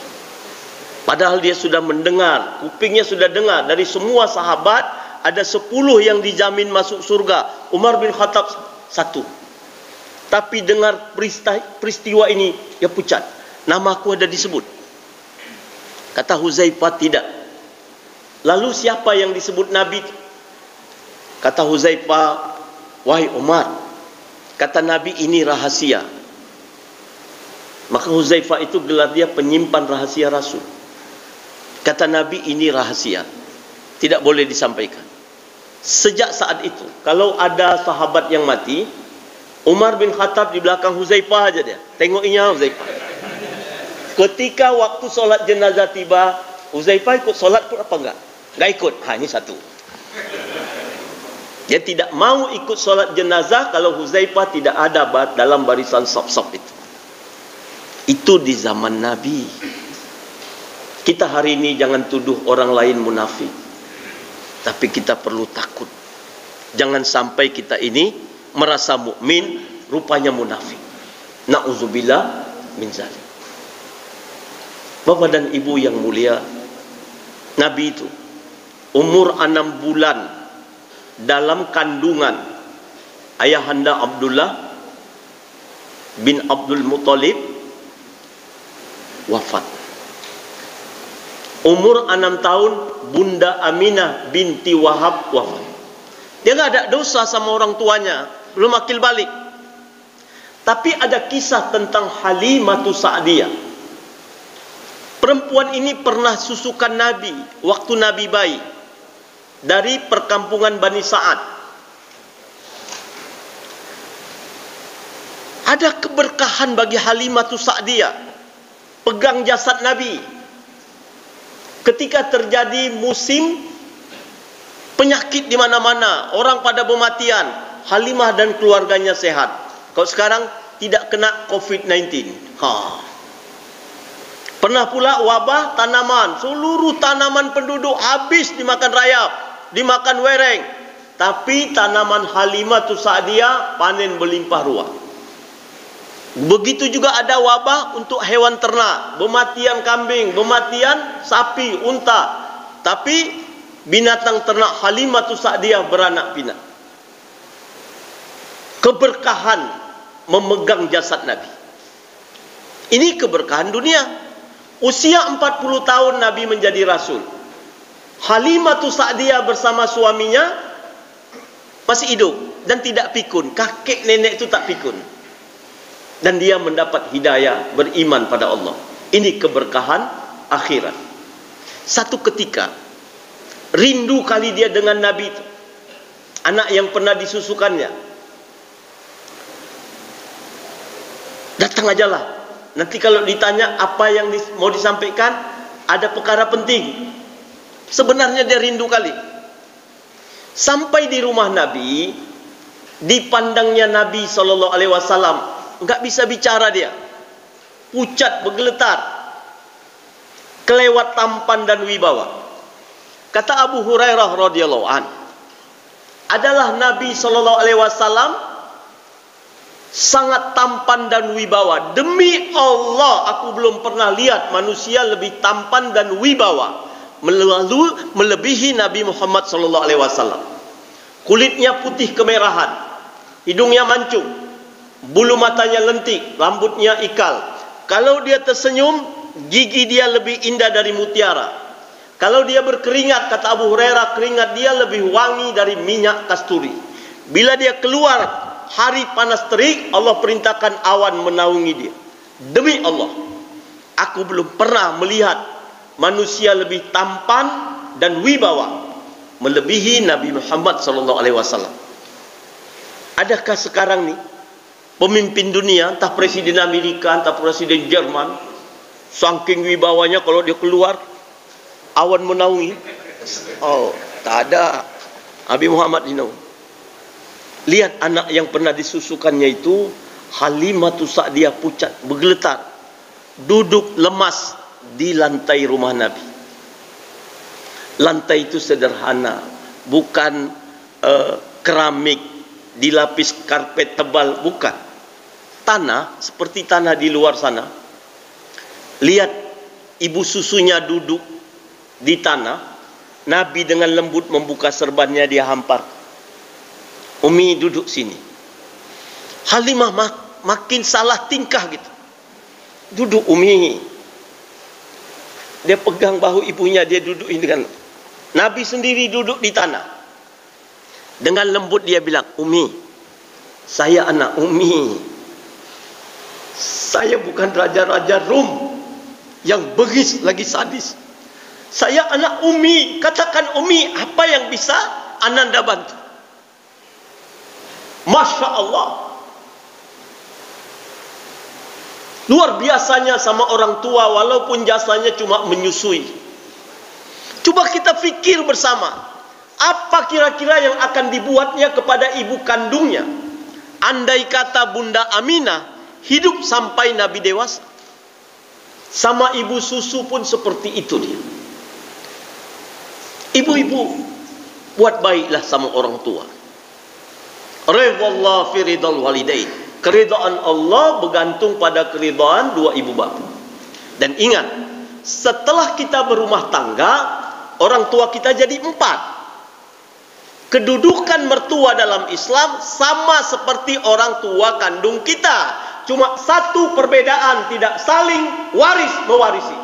Menantu yang durhaka kepada mertuanya bagaikan durhaka kepada orang tua kandungnya. Layanilah 4 orang tua ini dengan baik. Jannah rindu menanti kedatangan kita.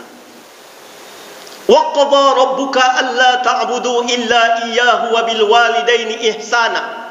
Kami mewasiatkan kepada manusia, hendaklah mengabdi kepada Allah semata. Wa bil walidaini ihsana, dan kepada dua ibu bapa kena buat baik. Imma yablughanna 'indaka al-kibara ahaduhuma aw kilahuma fala taqul lahumu uff wa la tanharhuma. Apabila salah seorang dari keduanya atau keduanya sampai usia lanjut tua ada bersama denganmu, maka jangan katakan pada keduanya uff.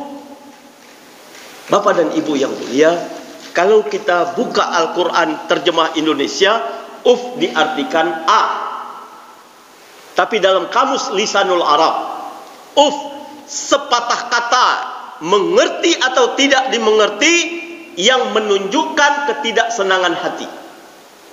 Contohnya gini, ada satu orang anak penghafal Al-Quran, umurnya sekitar 17 tahun. Ini contoh, dia sedang mengulang hafalan Qurannya di kamar. Tiba-tiba Umi dia panggil, mak kehabisan gas. Dia mau suruh anaknya beli gas. Dia panggil anaknya, Zaid, Zaid. Zaid tutup Quran. Sadaqallah. Tapi karena kesal, lepas dia tutup Quran tu, dia katakan itu uff. Itu uff. Atau dia tidak isyarat dengan mulut, tapi karena kesal nutup Quran tu agak dibanting sikit, mulutnya pun agak mencong. Itu uff. Mak enggak tahu, Allah Maha tahu. Sia-sia baca Quran. Wala tanharhuma, jangan senggak. Tidak boleh suara anak lebih kuat daripada suara orang tua. Anak sedang ulang Quran, penghafal Quran. Umi panggil.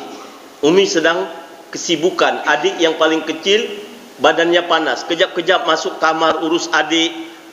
Hari sudah dekat zuhur. Ayah kejap lagi pulang. Umi mau siap solat zuhur, ayah dah bisa makan. Kan dia mau anaknya bantu iris-iris bawang, peras santan. Dia panggil, Zainab, Zainab.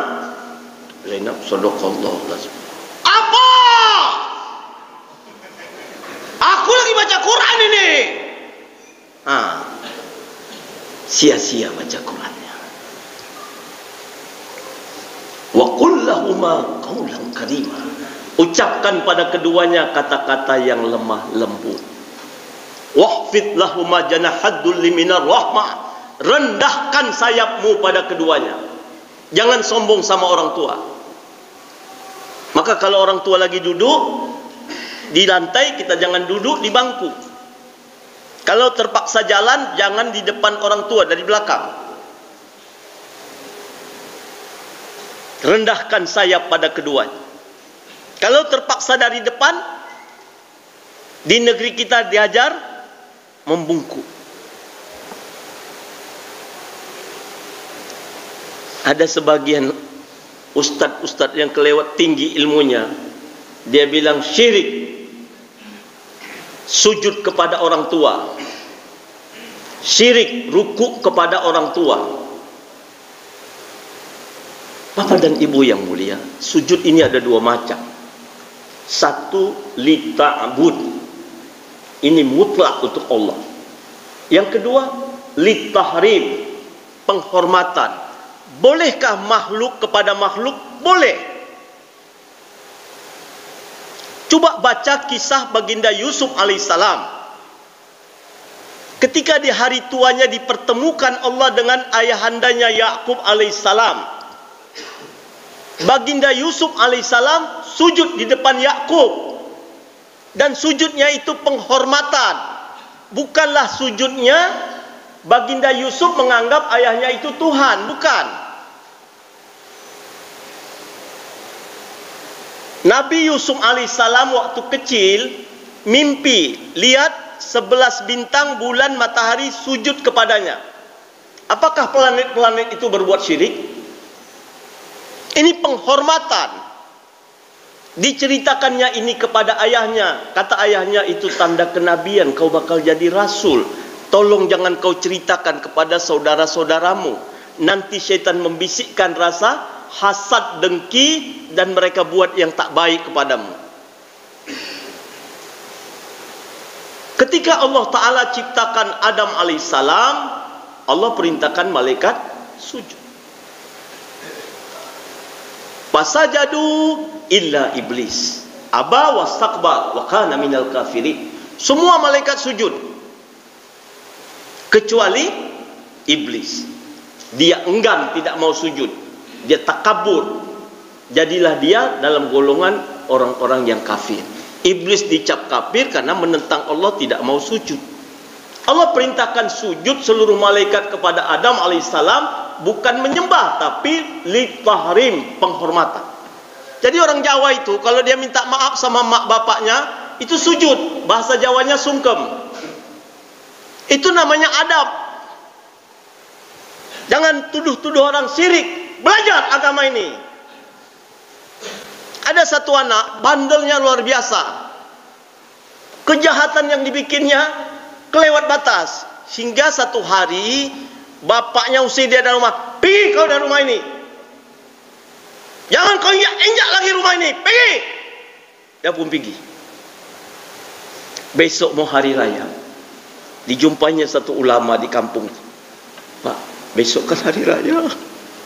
Aku besar kali dosaku, hingga mak bapak aku tak suka sama aku, diusir dari rumah. Sudah setahun. Macam mana cara aku minta maaf? Macam mana nanti aku di akhirat kalau mereka belum maafkan aku? Ustaz tu ajar. Caranya, selesai solat Aid, kau masuk dari rumah, dari depan sana. Kau merangkak. Mangkak kau. Lembutkan hati ayah. Ayah kan duduk di kursi. Anak tu merangkak. Abi, merangkak dia. Dia cium lutut ayahnya yang lagi duduk. Maafkan saya, Abi. Ayah, mana lagi yang saya cari kecuali Abi? Kalau Abi tak maafkan, surga mana tempat saya? Orang tua berdua. Ayah mana yang tidak memaafkan anak seperti ini? Cara minta maafnya benar. Tapi karena takut syirik, belajar dari ulama-ulama yang gak beres, dia pulang pakai celana jin, ke kacamata hitam, pakai sepatu macam pemain band, masuk gak buka sepatu, petentang-petenteng. Ayah lagi duduk, kaki naik ke atas kursi. Ya, banyak kali salah aku sama kau. Maafkan aku ya, maafkan aku. Sambil ditarik-tarik kena baju ayahnya. Kira-kira macam mana ya?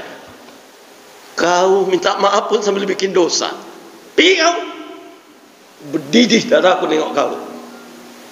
Cara minta maafnya salah. Jadi minta maaf itu rendahkan diri. Wa qur rabbirhamhuma kama rabbayani shaghira. Doakan keduanya. Setiap kita berdoa, doakan keduanya. Kata Imam Ghazali rahmatullah alaih, cara-cara kabuliyat doa, kita meminta rezeki murah, kesehatan dan sebagainya. Jangan lupa doa dulu sama orang tua. Ini wasilahnya. Minta ampun pada Allah kepada orang tua kita, mertua kita. Dosa itu ada 3. Dosa kecil, dosa besar, dosa super besar. Dosa kecil macam mana? Kalau kita buat, azabnya di dunia ini aja, di akhirat tak kena. Contoh dosa kecil gini. Kita berdiri pinggir jalan tanpa ada keperluan. Itu ahli-ahli tasawuf tidak mau dia. Itu dosa kecil. Kecil pun kalau ditumpuk-tumpukkan jadi besar. Lewat suami istri. Lakinya itu tinggi kali kurus. Bininya pula pendek gendut. Lakinya hitam kali. Bininya putih kali macam kertas. Tak cocok pasangan ini. Dalam hati, itu dosa kecil. Datang mobil, qadarullah yang bawa mobil itu ngantuk, pam dilanggar, patah kaki. Dosa kecil. Kena di dunia aja.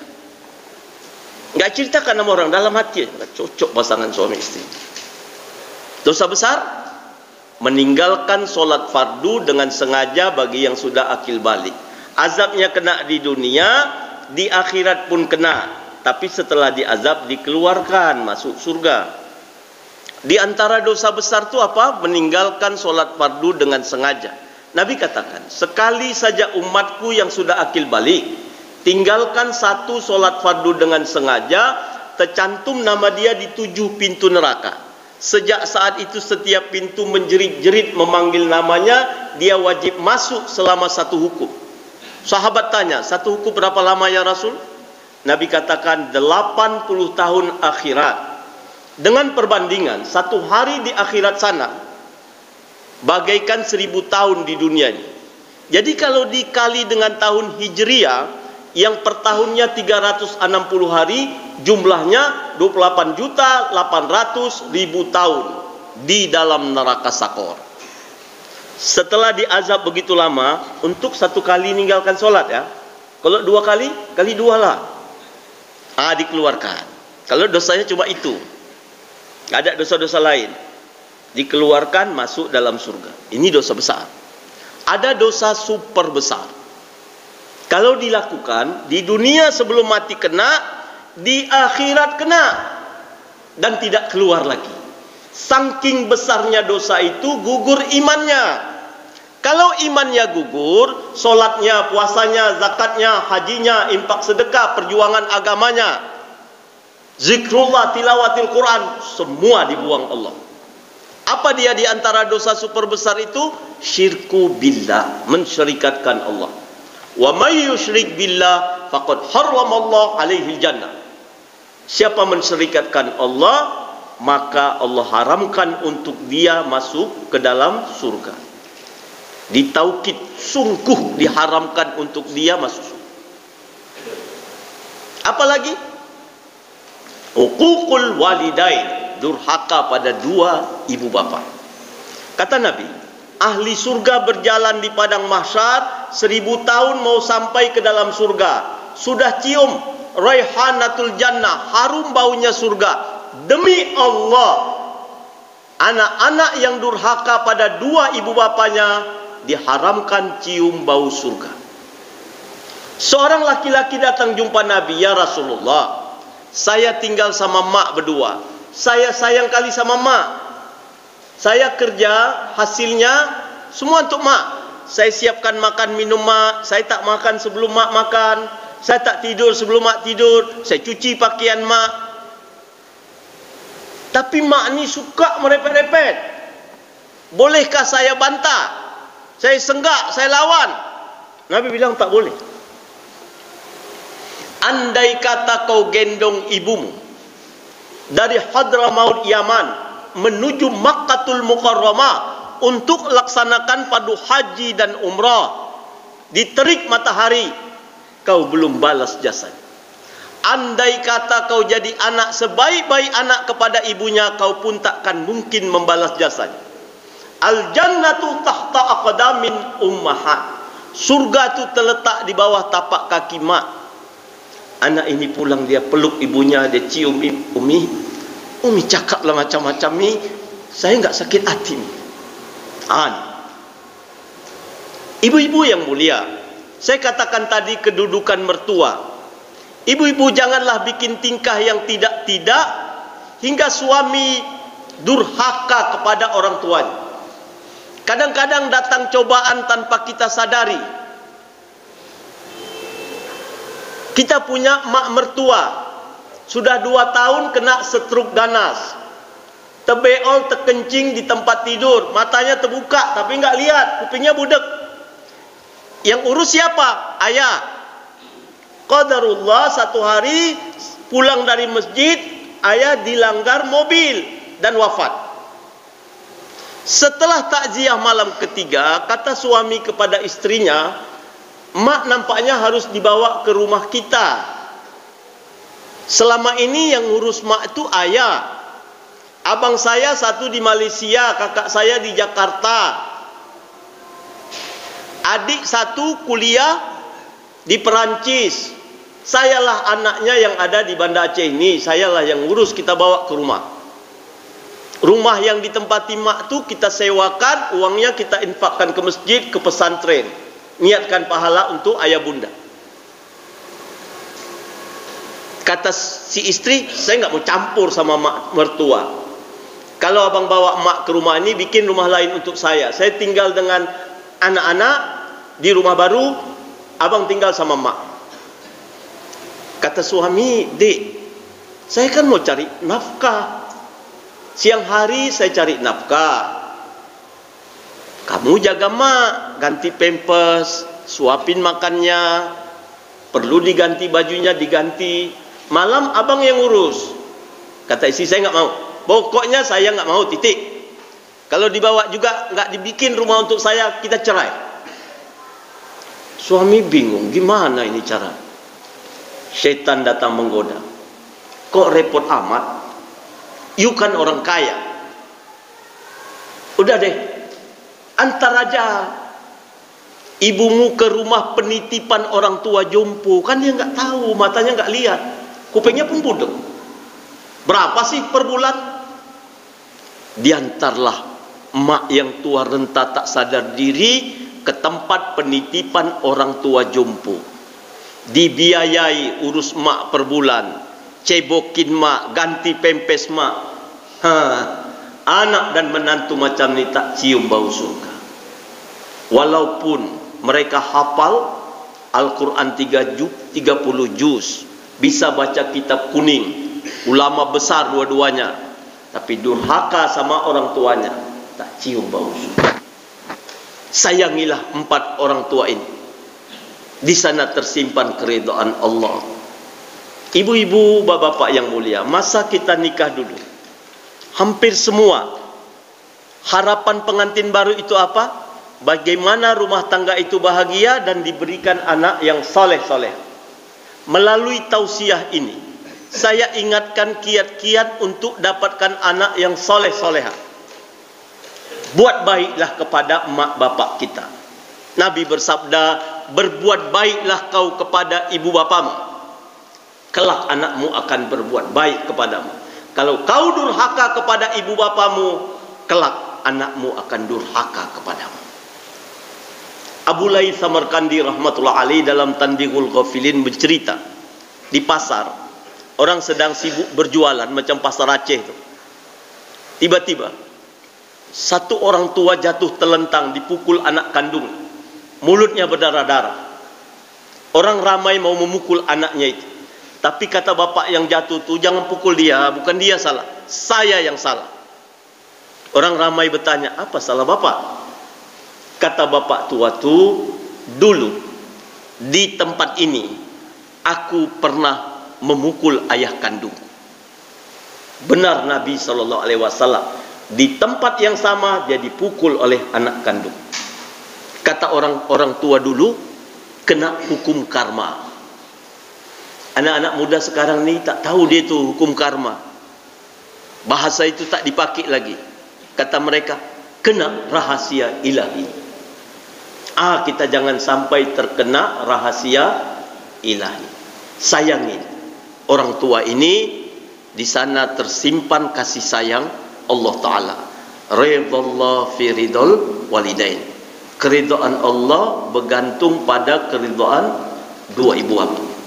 Ada satu orang sahabat namanya Uwais Al-Qarni, tapi dia tidak tercatat sebagai sahabat, dia tercatat sebagai tabi'in.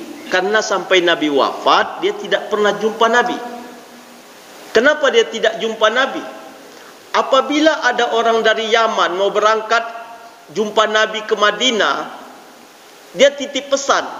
Mak dia sudah tua renta, dia yang siapkan air mandi maknya, cuci baju maknya, kemudian siapkan makan mak, siapkan uduk mak. Maknya itu nggak bisa apa-apa di tempat tidur, solatnya di tempat tidur. Bolehkah dia tinggalkan maknya, jumpai Rasul? Dia rindu kali. Tapi jawaban Nabi kepada orang-orang yang datang dari Yaman, sampaikan salam kepada Uwais Al-Qarni, tetaplah dia khidmat kepada ibunya. Sampailah Nabi wafat. Tapi Nabi sebelum wafat, Nabi pesan kepada Sayyidina Umar bin Khattab radhiyallahu an, kalau aku dah wafat nanti, musim haji tiba, kau jumpai seorang laki-laki yang datang dari Yaman yang bernama Uwais Al-Qarni. Kau minta doa dari dia. Orang sekelas Umar bin Khattab, Amirul Mukminin, disuruh meminta doa kepada Uwais Al-Qarni. Dia satu di antara wali-wali Allah. Apa kelebihan dia? Solatnya tahajud sampai pagi tiap malam, baca Qur'annya puluhan juz, zikirnya beribu-ribu kali. Enggak. Dia khidmat kepada ibunya, khidmat sama orang tua. Semoga tausiah singkat ini bermanfaat buat kita bersama. Tadi kata Ustaz kita, kita buat acara ini on time, ba'da Isya terus mulai, supaya jangan terlalu larut. Di beberapa tempat tausiah agama, tablik akbar sampai jam 1 malam, jam 2, orang pada ngantuk. Besok tak terdengar azan subuh, setan bertepuk. Tiap malam lah kalian tablik akbar katanya. Jadi Masya Allah, cukup bijaksana. Cukup bijaksana. Waktunya ini tidak larut. Ba'da Isya, kata sambutan singkat, kemudian kita mulai. Banyak lagi yang mau disampaikan, nanti akan dilanjut oleh mubalik-mubalik berikutnya. Lebih dan kurang, belum tuan lagi maaf kepada Allah, kita sama mohon ampun. Kita tutup majlis dengan doa. Bapak dan Ibu yang mulia, kita campur dengan bahasa Indonesia, kita lebih berkesan ke hati. Kalau yang kita minta tu kita tahu artinya. Enggak semua kita mungkin bisa paham bahasa Arab, maka saya coba campur. Ibu-ibu, bapak-bapak, matikan HP-nya, minta dengan tawajuh, semoga ada qabuliat daripada Allah Ta'ala.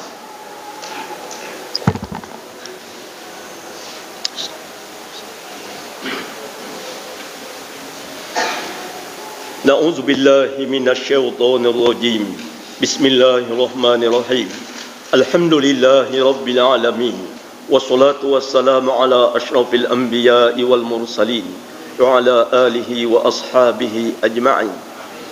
يا أول الأولين، يا آخر الآخرين، يا ذا القوة المتين، يا رحم الضعفاء والفقراء والمساكين، يا أرحم الراحمين، ارحمنا يا الله، إنك أنت خير الراحمين.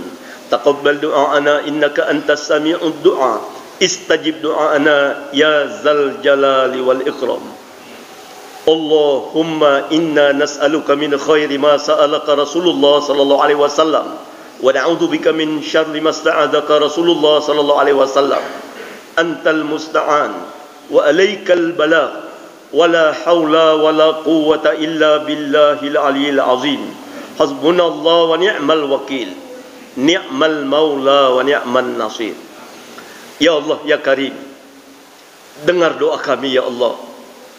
Pandang kami dengan pandangan rahmat dan kasih sayang-Mu. Ampun dosa kami, terima taubat kami, kabullah permintaan kami. Beri kami kekuatan iman untuk kami taati seluruh perintah-perintah, meninggalkan semua larangan-larangan. Ya Allah ya Karim, beri kami kekuatan iman untuk kami ikuti cara hidup baginda Rasulullah Muhammad sallallahu alaihi wasallam. Hiduplah kami dalam suasana iman. Matikan kami sebagai hamba-hambamu yang beriman. Dapat ucap la ilaha illallah di akhir hayat. Bantu kami ketika sakratul maut. Dapat sebut namamu yang mulia. Mati dalam husnul khatimah. Ya Arhamar Rahimin, terimalah seluruh amal-amal ibadat kami. Beri hakikat solat yang khusyuk dan khudu. Dapatlah kami menjaga solat di awal waktu dengan berjemaah di mana azan berkumandang. Ya Allah, dapatlah kami mencegah dari berbuat fahsya dan mungkar, dosa zahir maupun batin, baik yang merugikan diri sendiri ataupun orang lain. Ajar kami hal ihwal agama yang kami tak faham. Beri kekuatan mengamalkan ilmu dan menyampaikan kepada orang lain. Senantiasa berzikir memuji-mujimu. Hanya Engkau satu-satunya zat yang berhak dipuji dan disanjung tinggi. Terlalu banyak nikmat yang telah Kau beri. Pandailah kami bersyukur. Basahi lisan dan hati ini dengan banyak menyebut dan mengingat-ingat-Mu. Tanamkan gairah untuk kami rajin membaca Al-Quran-Mu yang mulia. Tadabbur atas apa isinya. Ya Allah, Ya Karim, rubahlah perangai-perangai buruk kami kepada akhlak mulia baginda Rasulullah sallallahu alaihi wasallam. Beri kami kekuatan untuk meniru-niru akhlak Rasulullah sallallahu alaihi wasallam. Jauhkan kami dari sifat-sifat tercela, iri hati, hasad dan dengki. Hindarkan dari fitnah dan ghibah, buruk sangka dan adu domba. Tanamkan kasih sayang ke tengah hati umat. Janganlah umat Nabi berpecah belah dengan sesamanya. Ya Arhamar Rahimin, dapatlah orang tua menunaikan hak anak-anak mereka. Anak-anak berbakti pada kedua ibu bapanya. Istri tunaikan hak suami, suami menunaikan hak istri. Satu jiran dengan jiran yang lain. Jadikan ya Rabb kami hamba-hambamu yang bersaudara. Ikhlaslah kami berbuat semata-mata mencari redha-Mu. Janganlah amal bercampur dengan riya, ujub, sum'ah, takabbur, namimah dan segala macam najis-najis hati. Pilihlah kami menjadi hamba-hambamu yang taat dan mau mengajak, mengingatkan orang lain pada ketaatan.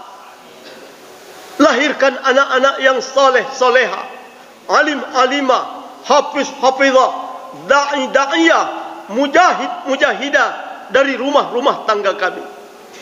Jagalah buah hati kami ya Allah, baik ketika kami hidup bersama mereka maupun setelah kami tiada. Berilah jodoh-jodoh mereka, orang-orang yang Kau redai, yang akan jalan seiring memperjuangkan agama-Mu. Jadikan asbab pertemuan mereka, zuriat kami, anak cucu kami, sampai ke hari kiamat, pejuang-pejuang agama-Mu yang setia. Ya Allah, Ya Karim, ampuni mak bapak kami ya. Sayangi keduanya ya. Jangan wafat ayah bunda kami ya, melainkan dalam iman. Sebahagian mereka sakit, sembuhkan ya Allah, agar mereka dapat ibadat dengan sempurna. Sebahagian orang-orang tua kami sudah wafat, lapangkan kubur-kubur mereka. Jadikan kubur-kubur mereka taman di antara taman-taman surga-Mu. Berat mak mengandung, melahirkan, mengasuh ketika kami bayi. Susah ayah mencari nafkah untuk kami buah hatinya. Peras keringat banting tulang, hutang pinjam ke sana kemari, tunggang langgang lintang pukang untuk anak. Kena angin dan debu, panas dan hujan, demi kami buah hatinya ya Allah. Sayangilah mereka ya. Jadikan kubur-kubur mereka taman di antara taman surga. Jika kau tidak sayangi mereka, adakah zat lain yang dapat menolong mereka ya? Pilihlah orang tua kami ya, menjadi penghuni Jannatul Firdaus. Apalah nikmatnya surgamu ya. Bila ayah bunda kami tidak ada di sana ya Allah.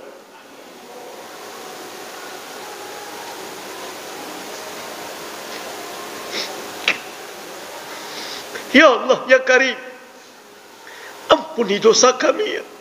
Ampuni dosa anak istri kami, ampuni dosa seluruh keluarga kami, ampuni dosa jiran tetangga kami, ampuni dosa guru-guru kami, ampuni dosa pemimpin-pemimpin kami.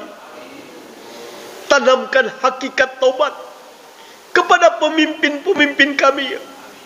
Jika dalam takdir mereka bukan orang-orang yang mendapat hidayah, jangan dibiarkan kami dipimpin oleh orang-orang yang durhaka padamu. Lantiklah pemimpin yang soleh lagi takwa untuk membimbing kami di negeri kami ya, di negeri-negeri kaum muslimin lainnya ya. Beri hidayah orang-orang kafir agar mereka beriman kepadamu ya.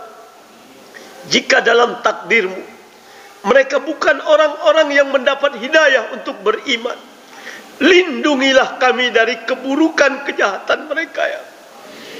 Ya Allah ya Karim, selamatkan kami di dunia dari berbagai macam fitnah dunia, dari tipu daya syaitan, dari bujuk rayu nafsu, dari rencana buruk orang-orang kafir, dari fitnah dajjal.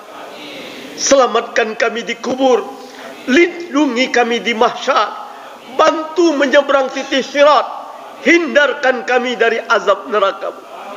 Dapatlah ya Rahman kami memasuki surgamu tanpa hisab. Apa yang dipinta baginda Rasul itu kami ingin, apa yang ditakuti baginda Rasul itu kami berlindung. Salam kami ya Allah untuk Nabi Muhammad sallallahu alaihi wasallam. Salam dari kami umat akhir zaman yang jauh dari zaman kenabian. Negeri kami jauh dari negeri Rasulmu, bahasa kami berbeda dengan bahasa Rasul. Cukuplah itu di dunia ya Allah, jangan dipisah kami di akhirat dari baginda Rasulullah Muhammad sallallahu alaihi wasallam. Salam kami buat seluruh keluarga Rasulullah sallallahu alaihi wasallam, para sahabat ridwanullahu anhum ajma'in, al ulamaul amilin, asy-syuhada was salihin. Ya Allah ya Karim, janganlah kami berpura-pura dengan amal-amal agama ini. Janganlah kami berpura-pura untuk memperjuangkan agama ini. Janganlah kami jadi orang-orang munafik ya Allah. Buanglah sifat-sifat munafik jika ada di diri-diri kami. Rabbana atina min ladunka rahmatan wa hayyi lana min amrina rasyada. Sahhil umurana min umuri dunya wal akhirah. Anta waliyuna fid dunya wal akhirah. La haula wala quwwata illa billahil aliyil azim. Hasbunallahu wa ni'mal wakil. Ni'mal maula wa ni'man nasir. Rabbana atina fid dunya hasanah wa fil akhirati hasanah wa qina adzaban nar. Wa sallallahu wa sallam alaihi walhamdulillahi rabbil alamin.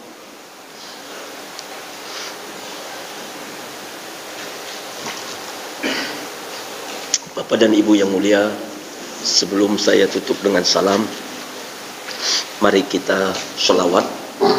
Walaupun tadi ustaz-ustaz kita sudah pimpin selawat, sebelum kita pisah, mari selawat sama-sama.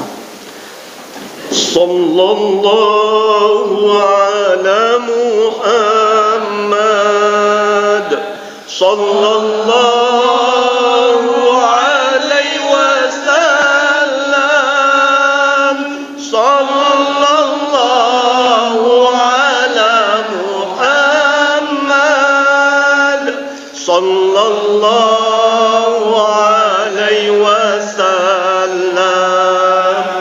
Ya Nabi salam alaika,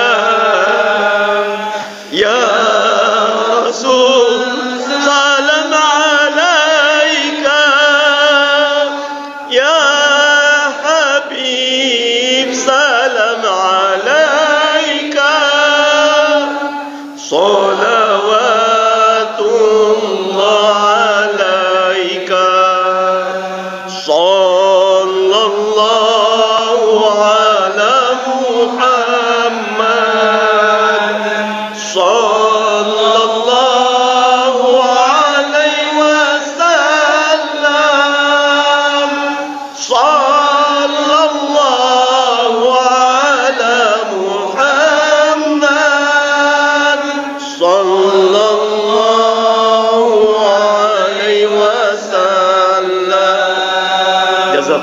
khair. Assalamualaikum warahmatullahi wabarakatuh.